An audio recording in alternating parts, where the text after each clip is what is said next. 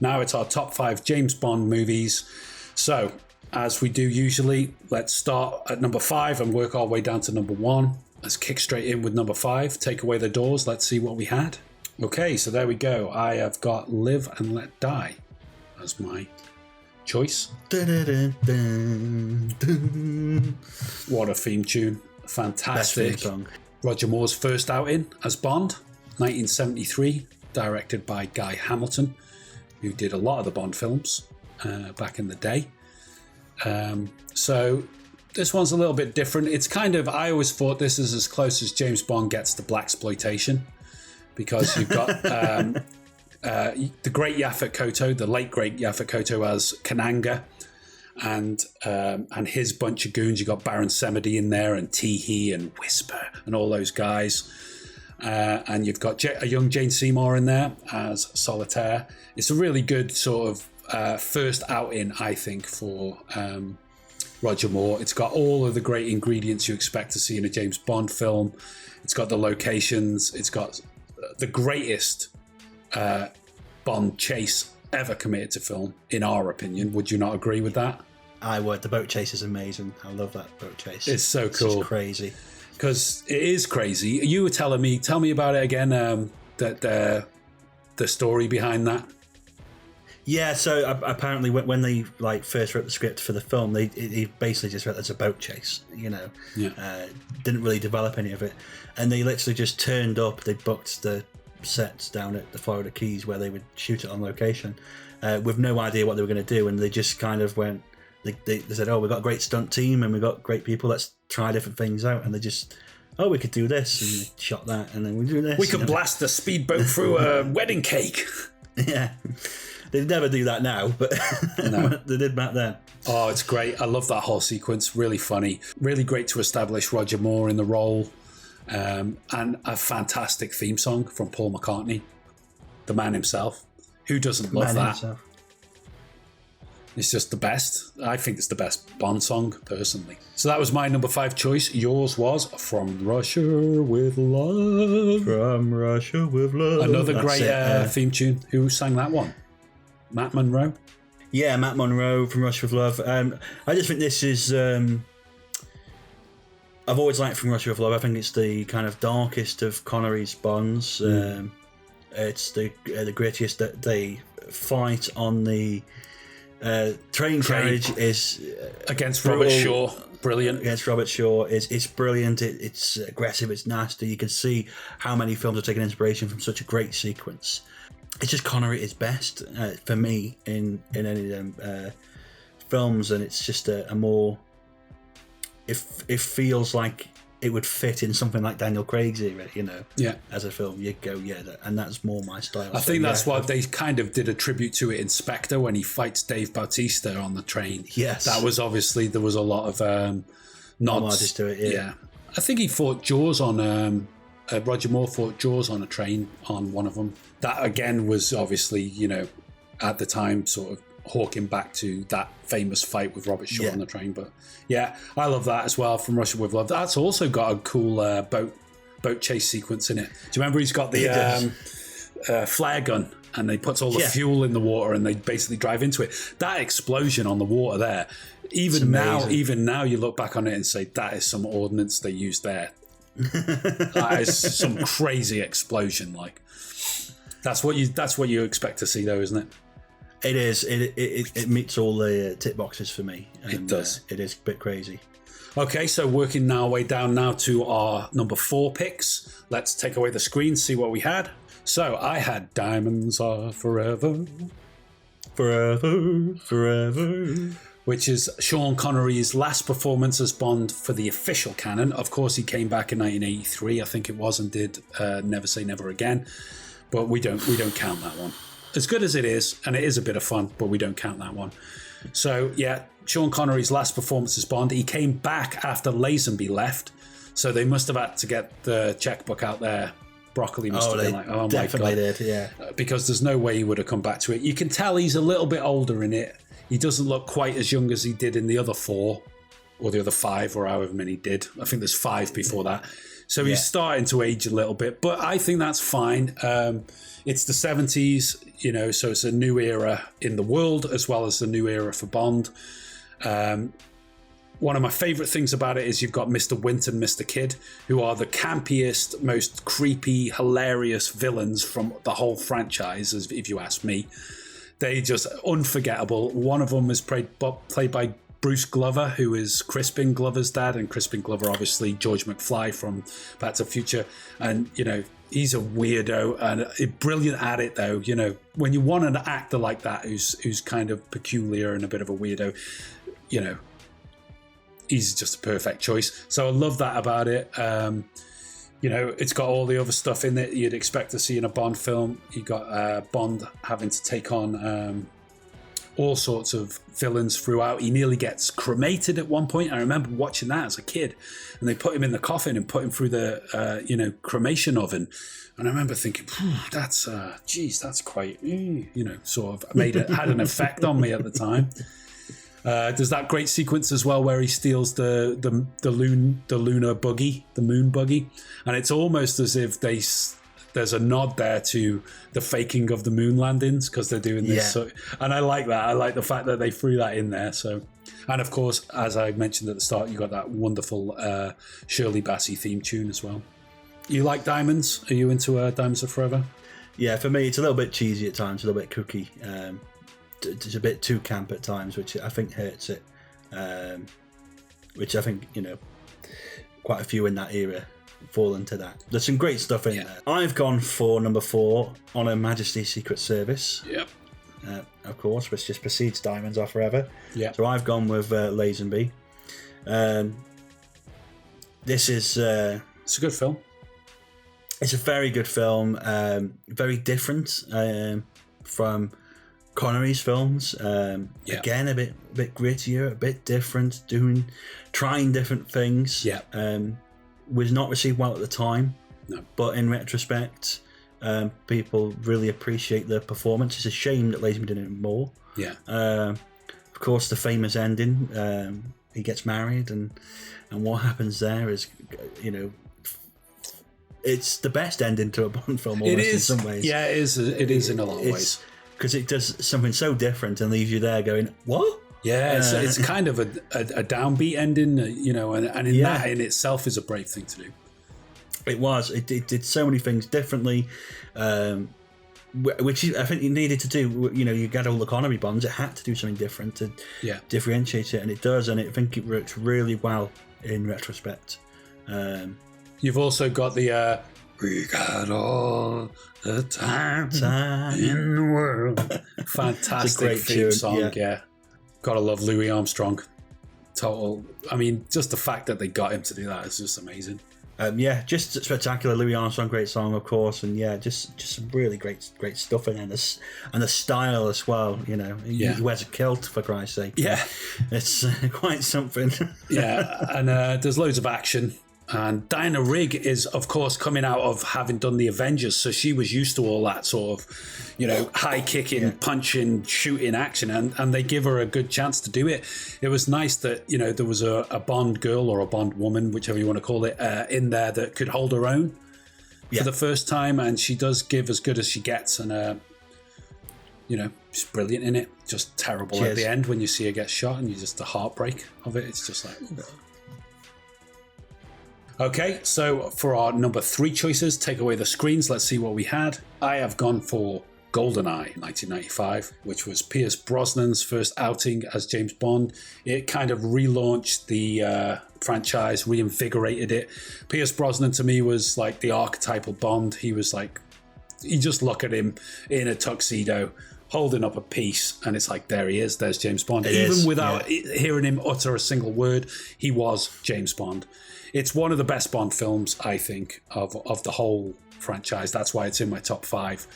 I love the fact that 006 is in there, played by the amazing Sean Bean. I love Sean Bean as well. I think he's one of our great British actors. He was perfect in that sort of role of turning dark and going against Bond. So he's like a double agent. You had the amazing Famke Janssen playing Ona Onatop. You got Robbie Coltrane in there as well. and a great theme song from Tina Turner. It's got all the ingredients. I love it. What do you think of GoldenEye? I think it is one of the very best. I've just done a review of it. That's going to be on the YouTube channel, so you can go and check out the full review where I break down some of the bits from it. But it is perfect. And as you say, Pierce Brosnan is, when you look at him, Bond. He had some unfortunate writing later on, which let him down. But he's great in the role. And yeah, I mean, Sean Bean's my favourite villain of all. 006 is my favourite villain of all Bond villains. Alec Trevelyan. Brilliant. It's just fantastic. It's a great idea. It is, because they were so close. It's like the Fox and the Hound. It's like two best mates, and then one of them betrays the other, and it's like it is. It's the personal touch to it that makes it, and it looks spectacular. It's really great fun. It was the film that brought James Bond forward. Yeah. After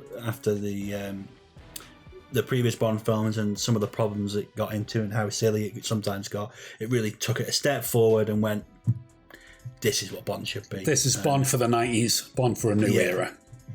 Absolutely. Okay, and for your number 3 pick? Well, I've gone with Skyfall. Many people, I guess, would put this almost at number 1. Is one of the most popular Bond films of modern times, at least Daniel Craig. I think it is a spectacular Bond film. All the kind of personal elements brought into Skyfall really changed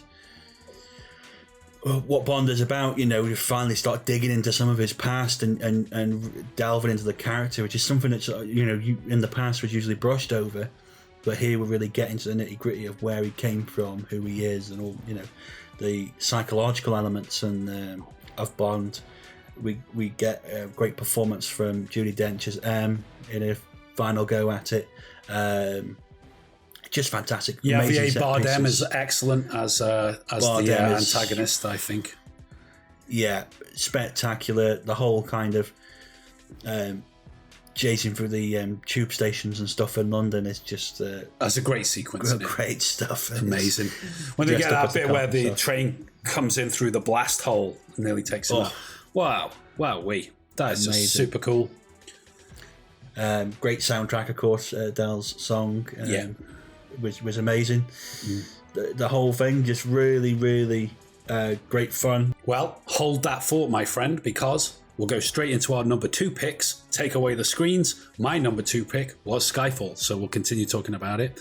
I think you're absolutely spot on about this film. It is just one of the best modern Bond films. It's certainly one of my favourites. I love the fact that it's stripped back to its bare essentials by the end. You found out all of that stuff about Bond and his past, and that tie into Scotland I always felt was a little nod to Sean Connery, because even though Bond is an English character and typically very much an English thing, he has been played by Connery, was a Scot. Okay, Roger Moore was an Englishman, but then we had Lazenby was Australian, Timothy Dalton's Welsh, and Pierce Brosnan is, of course, Irish. None of them, apart from Roger Moore, are actually English. So I like the fact that they sort of put some sort of grounding in the in Scotland there. Well, of course, that's because Ian Fleming, after Casino Royale came out and Sean Connery became Bond, he kind of retconned some of his past in the later books and said he was from Scottish ancestry. They got a couple of old dusty shotguns and they got some rusty nails and some light bulbs, and they manage to take down this hit squad, just using their training and their wits. I love that whole end sequence. It was just so cool. And for me, one of my favourite Bond films. It is spectacular. In number 2, I had, as you had a number 3, GoldenEye. We just flipped around on these ones. Yeah, it's a tough one deciding. Like on the top 3, deciding which order was quite a difficult thing to do. Sure, but they're all definitely the key ones. The key ones that are very, very good. That brings us nicely onto our number 1 picks. Take the screens away. Okay, so I have gone for License to Kill. It was always my favourite Bond film because it's so different from all the others. I think so many of them do follow a certain formula, particularly the old ones with Connery and especially the Roger Moore Bonds. In some ways that's good because you know what to expect, and you kind of, you're going to go in for it. You get what you're expecting in terms of the formula of these films. License to Kill, I felt, changed that formula, whereas Dalton's previous film, Living Daylights, didn't. It was still coming from that previous era of Bond, and it was like a transition film in a sense. It wasn't as successful for that reason. But License to Kill, he has it was originally titled, the working title was License Revoked, because he has it taken away from him, and then he just goes rogue. It's quite a gritty film. It was the first Bond film to carry a 15 certificate, and I liked Timothy Dalton's performance in it. It was like he was saying, we're not going to be jumping into bed with all these women half our age, and we're not going to be doing all of that sort of thing. We're just going to be some tough-ass, hard bastard British secret agent who's coming after these cocaine cowboys. And that's my reason why I have it as number one. It's like, it's so different. I loved it. And it's also got the greatest line out of any of the Bond films ever, compliments of Sharky. Compliments of Sharky.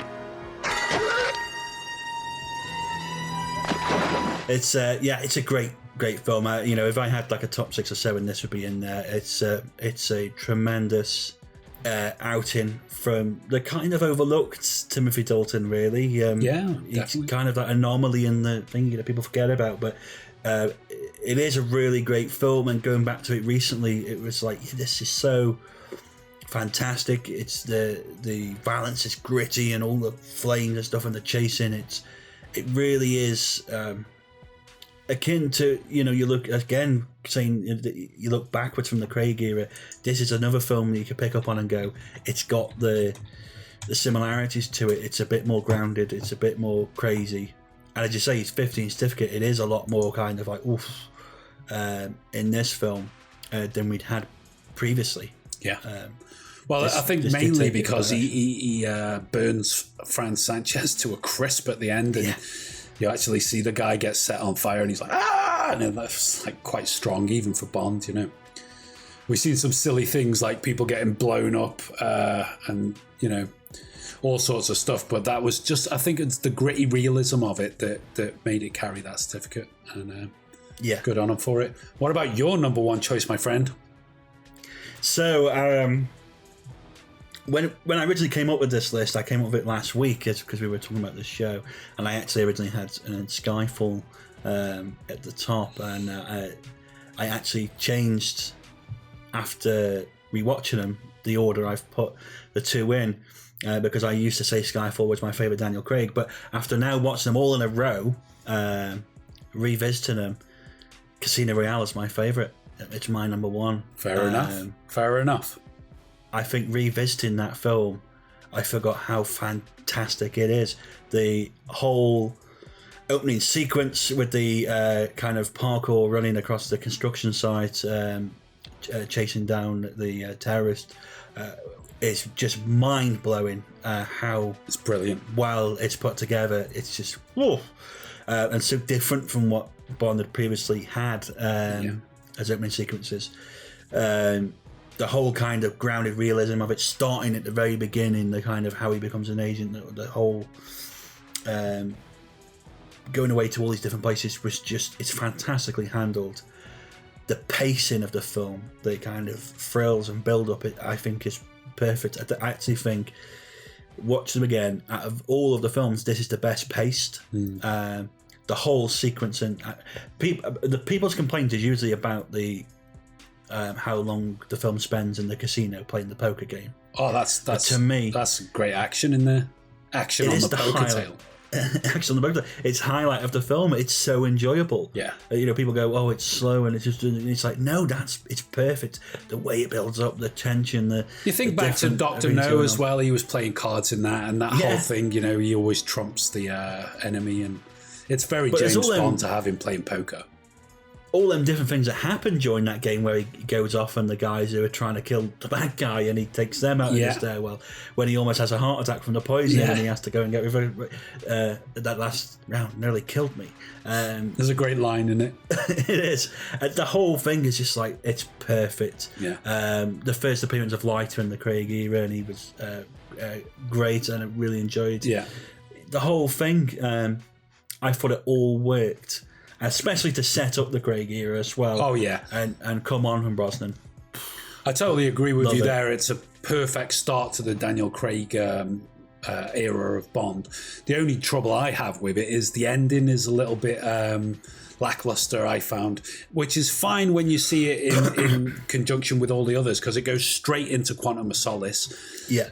Right away, he's still got Mr. White in the trunk of his car and whatnot. It's like one leads into the other straight away. So if you see them two films as one big story, that's fine. But I found just the ending of it, it kind of fizzles out a bit compared to what you're used to from Bonds is the big bombastic ending.